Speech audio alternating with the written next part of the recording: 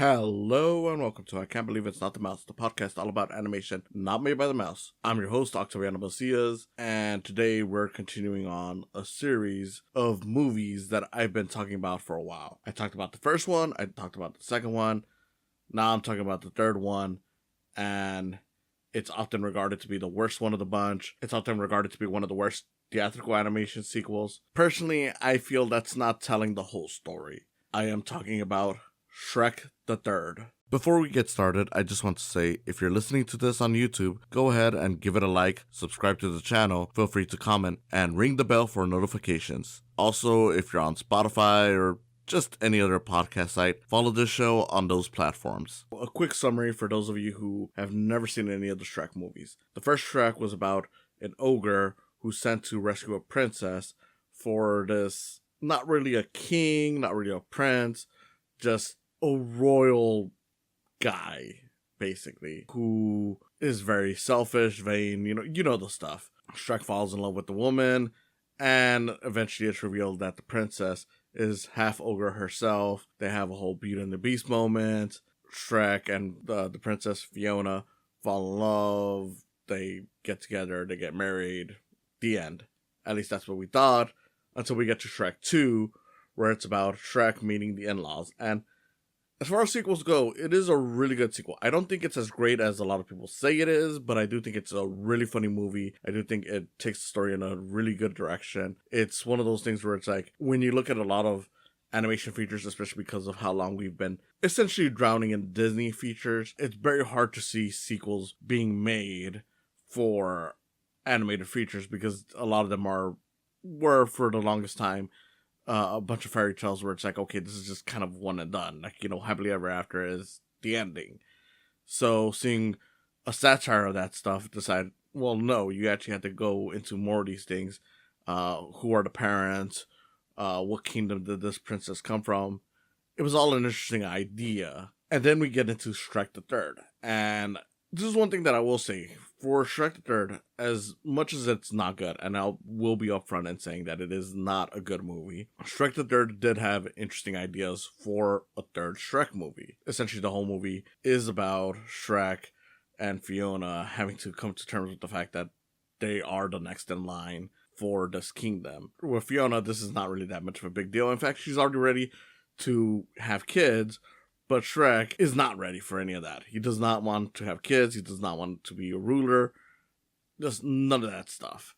So we then also build upon the sidekick villain from the second movie, Prince Charming, who returns, having become this failure restaurant theater actor, who decides to get revenge by enlisting all the fairy tale villains into helping him out and taking over the kingdom of Far, Far Away. And throughout this, Shrek, since he doesn't want to be king, has to get the next in line to rule the place, which is Arthur, like King Arthur of the mythology, to essentially take his spot, but he also has to come to terms with the fact that he will be a father soon. It's a very messy plot, and you can kind of already see why right there. It's got a lot of things going on. Like, it was already interesting enough to me that this was about an ogre coming to terms with the fact that he's gonna become king of this place. Okay, interesting idea. Now he has to be a father. It's like, okay, a little bit more, but it's still an interesting idea. Then it's like, okay, let's have this other character. Let's throw in Arthur, who isn't a fairy tale character, but he is from the myths. And let's also include the villain from, the sidekick of the last movie, becoming the full villain in this one. And yeah, it starts to build upon a lot of problems with this entry. It's that it's got a lot of things, and to be fair, a lot of these are good ideas. I do think that the idea of making Prince Charming the villain, while not perfect, was an interesting idea to go with. I personally would have still kept him as the sidekick villain, maybe have Arthur, who would have been the full-on villain, and I don't know, maybe by the end of the movie, they could have, instead of having a ruler for Far, Far Away, they could have been like, hey, let's establish a democracy. That way Shrek can, leave this thing without having to necessarily feel like he's just abandoning it for someone else. Oh, and by the way, yes, I will be doing spoilers. This is a movie that is nearly 20 years old. It's a movie that was a massive hit on its release. And, I mean, realistically, I feel like most people who are watching this already know Shrek, as a whole. They already know that there was another Shrek after this. If I'm completely honest, it's not even like the franchise itself really acknowledges this entry much beyond the fact that Shrek has kids. So I feel like there's no real reason for me to hold back on spoiling the story. Got it? But yeah, Shrek the Third. Like I said, I do think that there was interesting ideas. And for that, I will say that this is not as bad as some people say it is. It's still not good, but I do think it had potential. I do think that even going past the ideas that it had, there are some funny jokes in here. Like there's a whole joke where Shrek has a nightmare about the babies. I know a lot of people consider it to be a very messed up joke, but I do, since I have a dark sense of humor, I did laugh when Shrek complains about how someone better be dying for constantly interrupting him and Fiona's alone time. And then the reveal is that, yeah, the father is dying. I do think that jokes like that work, but there are a lot of jokes that kind of just fall by the wayside. Like, even though I've already summarized the movie, there's a lot in here that just feels like it's not even necessary, but it is a big chunk of the movie, and it's not even funny. Like, there's a whole subplot involving Puss in Boots and Donkey swapping bodies. It's in the latter portion of the movie, but it's not a very funny storyline, and it's not something that was really all that needed. And again, it just feels like you're just cluttering a movie that was already so cluttered. A lot of the new characters that are introduced in this are not really good. Arthur, very annoying character. Justin Timberlake is clearly trying, but there's nothing enjoyable about his character. He's just a loser. And it's like, I mean, you kind of already did this whole version of Arthur back with like The Sword in the Stone.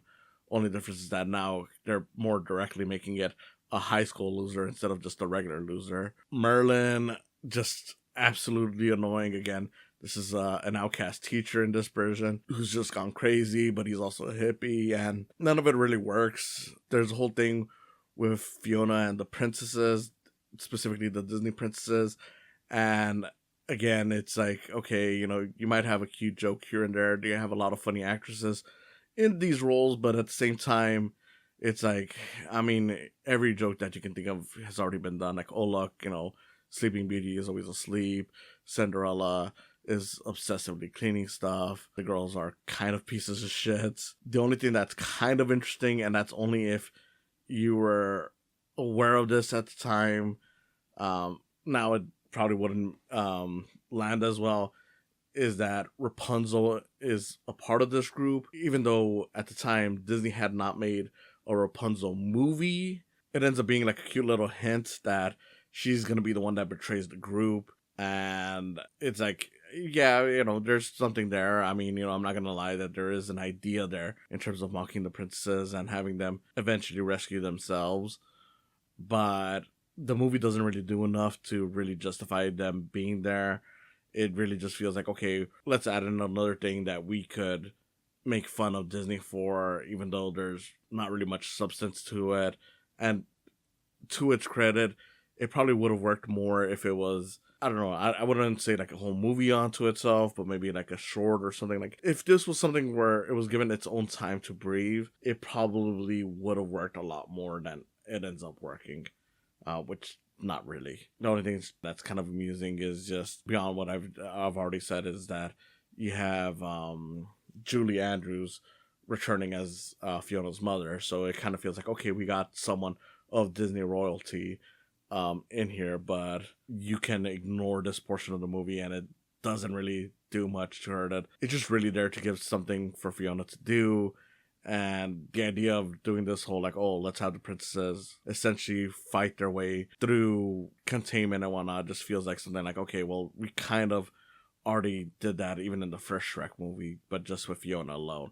We're just now doing it with the Disney princesses, which again, it's just kind of whatever. I don't know. Again, the only piece of interesting lore there is that Rapunzel ends up being the bad guy because at the time she wasn't one of the Disney princesses. But the movie doesn't even go much into that. So what you're left with is really just a story of Shrek deciding to abandon responsibility. And yeah, they try to have it both ways by saying, well, he's not really abandoning responsibility because he's still going to be a father. But at the same time, I'm just like, okay, well, he's still leaving the care of this entire kingdom to a teenager who has never ruled. And while I will admit that Arthur eventually gets a pretty decent speech to calm down the villains, it still just feels like this guy is not ready for this job. And it just feels weird that the movie is so insistent about responsibility when the main character is essentially just kicking it off to someone else. Yeah, he's gonna be responsible for something else, but that's not the thing he was running away from initially. So it still just feels like, okay, you're running away from things without having a clear solution, which is why I just feel like maybe the best solution would have been if instead of him pushing off the kingdom to someone else, the result would have been that the citizens of far, far away decide to implement a democracy. As a result, Shrek is essentially given his chance to leave this lifestyle without exactly just running away from responsibility. I don't know. I'm not here to fix the movie. I'm just here spitballing ideas of what I think could have made these ideas work more.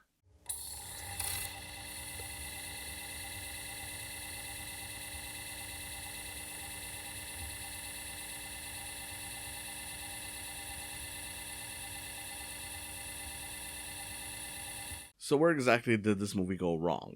I can't honestly say. It's easy to say that it was because it had a different director from the previous entries, but I don't know. I just feel like that's kind of like the laziest possible answer to that question that I can think of. From the beginning of this movie, it already feels very different from the other Shrek movies because instead of opening with a book, it just opens with the play that Prince Charming is now doing. From there, it just keeps on feeling weird. Like, a lot of the jokes are very much edgy, but at the same time, it just doesn't feel right for the Shrek franchise. A lot of the story beats feel more childish, even though they're still as mean-spirited as before. So, yeah, that's actually one of the weirder things about this movie, is that for as much as this movie still feels very messed up and cruel compared to other animation features, it definitely feels like the most kid-friendly of the Shrek movies. Like, it just screams, this was made for the kids in the audience. And sure, the Shrek movies aren't exactly adults-only features, but you go back to that first and second one, and you see that they had a lot of, not even just adult jokes, but just moments that I feel like only really land until you're an adult yourself. But yeah, this one was very tame in comparison. It's just got a whole mixture of ideas that don't really land with it. Whether it's like, okay, let's do the princess thing, let's do the stuff with the body swap, which I don't know what was even the purpose of that. I don't know, maybe they thought that Freaky Friday was gonna be relevant even at that point, even though the popular iteration that had come out around that time was already 4 years old. Yeah, I don't know, because there is a lot of interesting ideas. It's just none of it really gels together. Personally, I would have kept the whole thing with Shrek trying to abandon the kingdom, and if you wanted to keep the father thing, that would be fine. And that actually ends up carrying over to the fourth movie, which when we get to the fourth movie, I'll just spoil this right now. It is a vastly superior movie to this, but for this specific entry, I feel like a lot of the charm was definitely lost. There was clearly, still an attempt to mess with the fairy tale formula, but when your villain is essentially the sidekick of the villain of the last movie, it just starts to feel like, okay, well, you're just doing the same thing. Like, hey, what if we took this known figure in fairy tales and made them the villain? Again, I do still think that there could have been potential there with the whole idea of having the villains rallying around to basically be like, hey, what about our happy ending? And then having the resolution being like, hey, you guys could still get your own happy ending. If Shrek was able to do it, you guys should too. I just feel like it should have been a different character leading this. Again, maybe it could have been Arthur, like if you wanted to keep that character and have Arthur essentially take Far Far Away from Shrek, or maybe, he accepts it from Shrek, and then it turns out like, oops, yeah, Shrek, you made a mistake. You gave it to someone who is power hungry because they're like, hey, look, he's been a loser, he's been bullied all his life, and instead of becoming a fair and just king, he becomes pretty much like similar to like the villain from Megamind, Titan. You could have had him basically being a loser who decides to take his anger off on a bunch of other people. Could have had Prince Charming being his sidekick. Maybe he convinces Prince Charming, like, hey, look, the reason why you're in this position is because of Shrek. So you could have had him basically come to this conclusion of being a good guy. I don't know. Like, again, I am just giving you ideas. A lot of this stuff, would not work in practice, but it's just something that I'm thinking of, like, okay, how could I have fixed this to make it more streamlined, make it more accessible? But I don't know. It's one of those things where the legacy of this movie is that it is the worst Shrek movie. It's often considered to be one of the worst DreamWorks movies, one of the worst animated sequels that hit theaters. And while I won't necessarily disagree with all of that, I will say that it does have something that a lot of other bad animation sequels, theatrical or not, have going for, something that it has going for it that a lot of those don't, which is that it at least is trying to properly continue the story without exactly just spinning its wheels. It's just that unfortunately it ends up having way too many ideas, a whole lot of them not really well done, but it's understandable what they were trying to do. Even though I'd say that any of the Pixar sequels outside of the Toy Story, well, of course, including Toy Story, like, yes, all the Pixar sequels that I've seen are better than this movie. The difference is that I still feel like Shrek the Third, from a standpoint of, like, is this necessary for the franchise? I'd argue yes, more on this one than I would for something like Incredibles 2 or even Inside Out 2, where I just feel like those are like, okay, you're just kind of repeating the plot of the first movie, just doing some slightly different things. The big differences being that those movies are at least much more entertaining overall because of the cast or whatever they end up doing, versus this movie where I just feel like by the end of it, I just really did not care for anything that was going on. It's definitely one of those movies that just feels like noise. Watching it again all these years later, I didn't hate it. Like, the experience was definitely boring, but it wasn't like anything where I was necessarily angry throughout it, but it was definitely to a point where it's like, I kind of felt like I was already getting ready to do other things as this was going on, just so I can get done with chores or whatever. Like, this was definitely a background type of movie, which is a shame because, again, it does have its good ideas, and for a franchise as strong as this, I feel like it is kind of a letdown to see one of the entries being just background noise, the movie.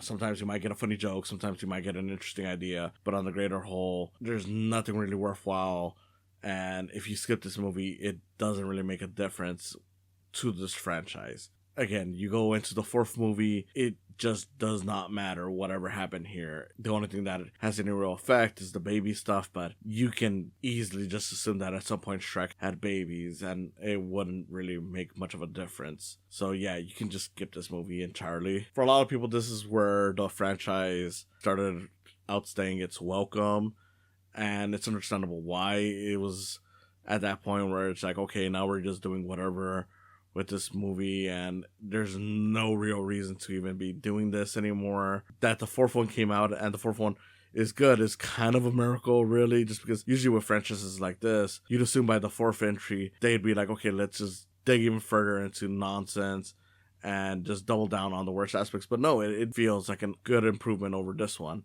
So, I don't know. I can't wait to talk about that one. This one, though, I don't know. I could see how there might be some fans for this. I know there's not really any fans, but if there are fans, I actually do get it, because I do think that it had all the pieces there to make a good entry.